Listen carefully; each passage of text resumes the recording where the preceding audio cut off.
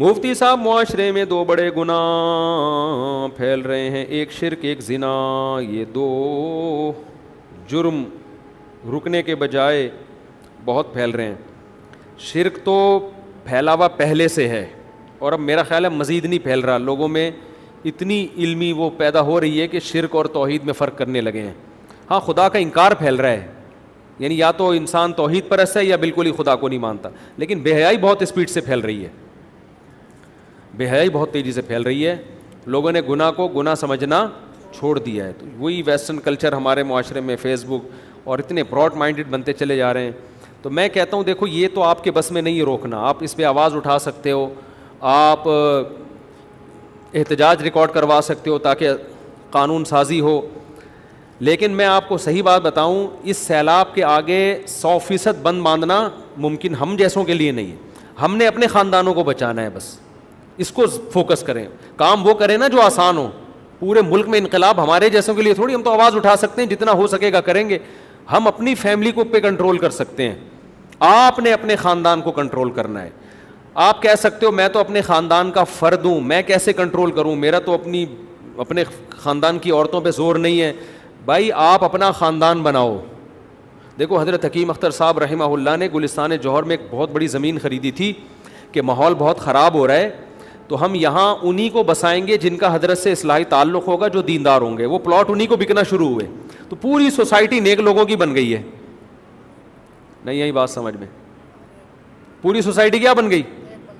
نیک لوگوں کی. میں ایک تاجر برادری میں گیا بیان کرنے کے لیے.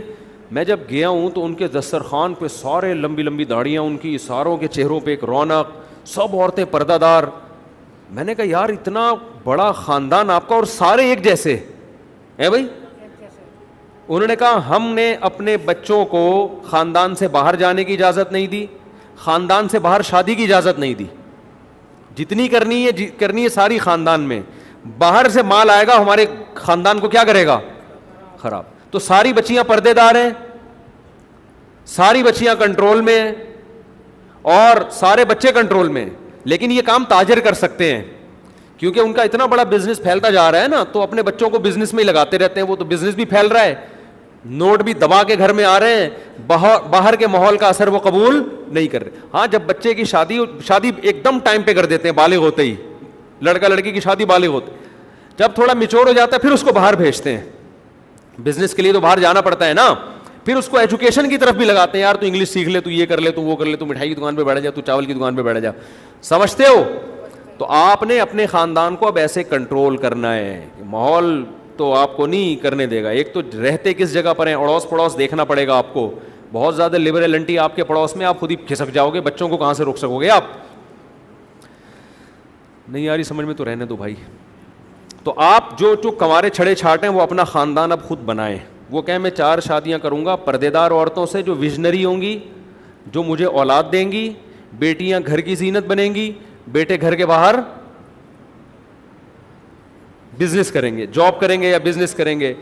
دیکھو میاں بیوی کا ایک مائنڈ ہونا تو بچے بڑے خاندانی نکلتے ہیں. پھر بچے اکثر دیندار ہوتے ہیں، دونوں کے مائنڈ ہی الگ الگ ہیں، بیڑا غرق ہو جاتا ہے.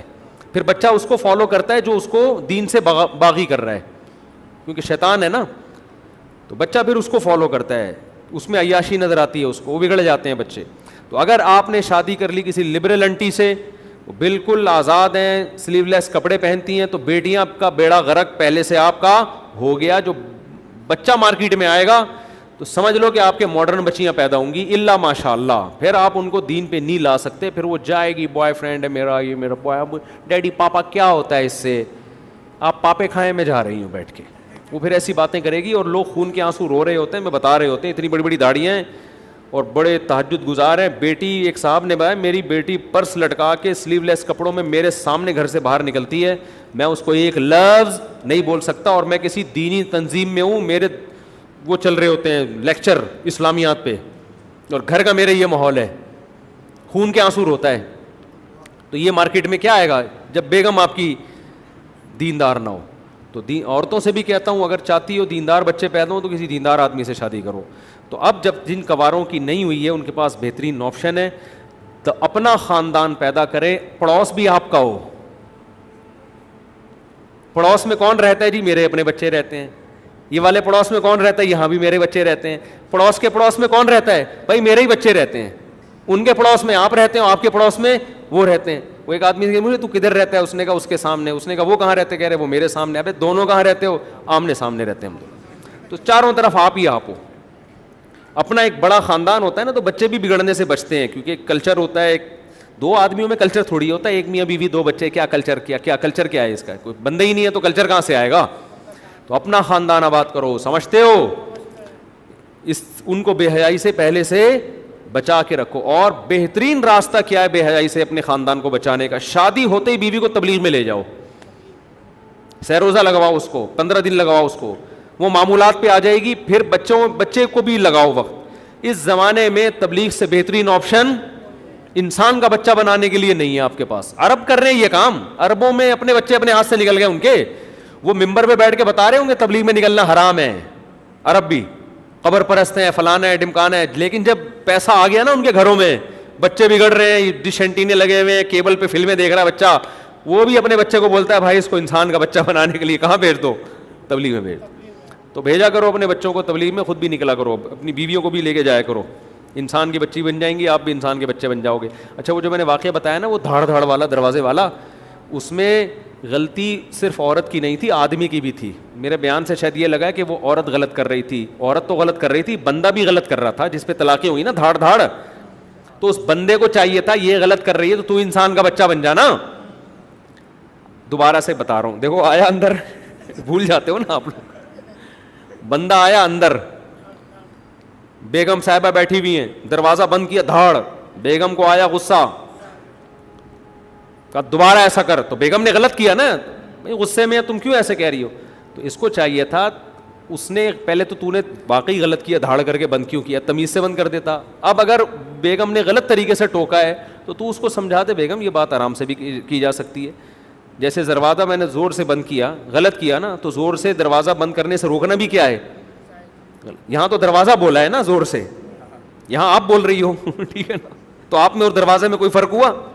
تو تمیز سے بات کی جائے اس کو. پھر بھی وہ چیختی ہے تو پھر آدمی گھر سے باہر نکل جائے, یا گٹکا لے کھانے چلا جائے, کچھ بھی کر لے. گھر بسانے کے لیے تو قربانی دینی پڑتی ہے نا. تو یہ صرف عورت کی غلطی نہیں, غلطی اس آدمی کی بھی ہے. اور پھر اس پہ طلاقیں دینا تو ویسے ہی پاگلوں والی حرکت ہے. طلاق تو غصے کا کام ہی نہیں ہے, یہ تو بیٹھ کے آرام سے, کیونکہ بہت دفعہ اصلاح ہو جاتی ہے. گھر کے بڑوں سے بیگم کو سمجھایا جا سکتا ہے کہ بھائی شوہر اگر غلطی کرتا ہے تو اس کو یہ اسٹائل, ایئر ہوسٹس سے اس کی ملاقات کروائیں اور اس کو بتائیں کہ دیکھو ایسے اخلاق ہوتے ہیں. مرد کو بھی سمجھایا جا سکتا ہے آئندہ جب تم کمرے میں آؤ تو دروازہ بند ہی نہ کرو, ٹھیک ہے نا, کرو تو آرام سے تمیز سے جا کے بند کیا کرو. انسان ہونے کی یہ علامت ہے. گھر میں گدھوں کی چنگیز خان تھوڑی ہے جو بغداد فتح کرنے آ رہا ہے. تو آپ گھر آ رہے ہو تو مسکراتے چہرے کے ساتھ, حدیث میں آتا ہے نبی صلی اللہ علیہ وسلم جب گھر میں آتے مسکراتے چہرے کے ساتھ آتے. تو یہ تمیز اس کی بھی غلطی ہے. آپ یہ نہ سمجھیں کہ میں عورت کو برا بھلا کہہ رہا ہوں. میرا سوال یہ تھا کہ یوٹیوب پر چینل شروع کرنا چاہتا ہوں, میں ولاگنگ کی ویڈیوز بنانا چاہتا ہوں, مطلب کہ کھانے کے ریسیپیز وغیرہ اور مختلف چیزوں کی, تو کیا یہ جائز ہے؟ جائز ہے بھائی, کھانے کے لوگوں کو ترکیبیں بتائیں, ولاگ بنائیں, اچھی بات ہے. بے حیائی والا کوئی کام نہ کریں.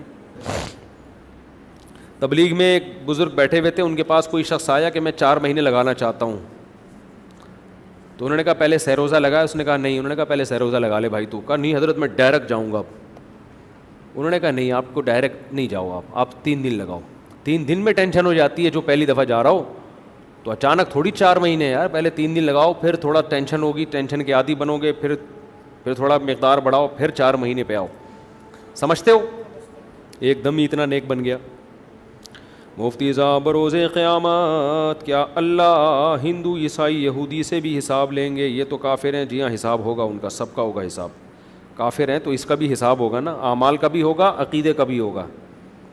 السلام علیکم ہمارے پیارے مفتی صاحب, پل صراط کہاں اور کیسے قائم ہوگا؟ قرآن و سنت کی روشنی میں وضاحت کریں. جہنم کے اوپر پل قائم ہے, سورہ مریم میں, وَإِن مِّنكُمْ إِلَّا وَارِدُهَا, ہر شخص نے ان پل صراط کے اوپر سے گزرنا ہے.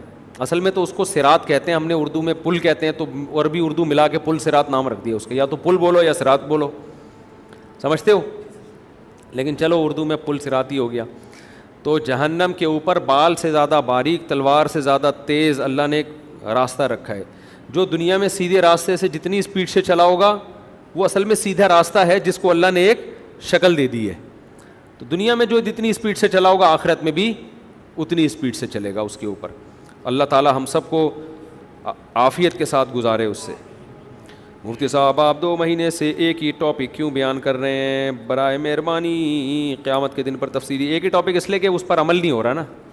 جب اسی ٹاپک پر عمل ہو جائے گا تو پھر اگلا ٹاپک شروع کر دیں گے. یہ تو واعظ و نصیحت کی مجلس ہے بھائی, یہ کوئی لیکچر تھوڑی ہے اسلامیات کے ٹاپک پہ. تو واعظ و نصیحت کی مجالس میں بار بار ایک ہی ٹاپک چھیڑا جاتا ہے, کیونکہ جو معاشرے میں سوسائٹی میں برائی ہے اس کو بار بار ہائی لائٹ کیا جاتا ہے نا. ہاں وہ انداز بدل کے ہم وہ ٹاپک چھیڑ رہے ہوتے ہیں تاکہ لوگ بور نہ ہوں.